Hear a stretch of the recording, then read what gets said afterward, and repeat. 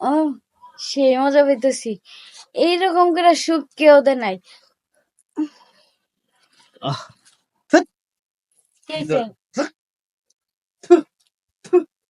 এরকম কেউ করে? হ্যাঁ, কি করবো? তুমি এমন ভাবে চাটাচাটি শুরু করছো, আমি আর ধরে রাখতে পারলাম না, দিলাম একটা টুক করে ছাইরা। আর কত রাত? তা করো, সমস্যা নেই, ছাইড়া দাও। এটা মনে করো আমি একজনের কাছে শিখছি নীরব, এটা কিভাবে কি ট্যাকল দেওয়া লাগে।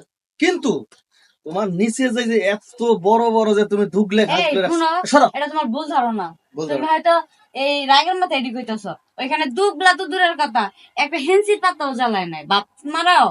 তোর এত বড় বড় কালা কালা ওটি যে আঙ্গুল দিয়ে আমি সরাইলাম, আবার এত বড় বড় তো উকুন উকুন। আঙ্গুল দিয়া সরাইছো, জিবাদে ছাড়ছো, এর লেগে আর পানি দূরে রাখতে পারি না, তোমার মুখের মধ্যে ছেড়ে দিছি।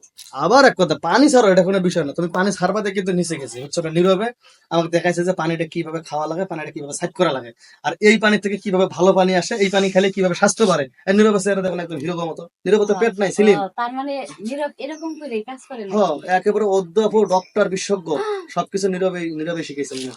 কিন্তু তাহলে যাই হোক, হ্যাঁ, আজকের পর তাহলে নিয়ে আসতেছি তোমার আউট করে দিতে, নীরবের কাছে আমার যাওয়া লাগবে। হ্যাঁ, ভালো ভালো ভালো। ওখানে যাবা, কারণ ওখানে যাওয়ার পরে এই যে আমি যে তোমার নিচে গেছি, নীরব তোমার নিচে যাবো। এই যাওয়ার পরে তুমি আসলে দেখবা যে আসলে নীরব তোমার কাছে কিরকম সুখটা দিতে পারে। ও তো মনে করে এক লাইন থেকে মানে চারটে চারটে শোনো, আরেক লাইনে যায়, ওটা স্যার। তোমার থেকে সে ভালোই পারবো, হ্যাঁ, বুঝছো? হ্যাঁ, জানি জানি জানি, কারণ আমি পুরুষ মানুষ হয়ে যখন তার এই আদরের কদরে প্রেমে পড়ে গেছি, আর তুমি তো মাইয়া মানুষ, তুমি তো বেশি পড়বা। ওই যে যেটা কইলাম এটা আবার করে, কিন্তু মনে করো তোমার এই যে মুতের জায়গা আছে না, এই মুতের ওই জায়গার মধ্যে জায়গায় দিয়ে আবার আদর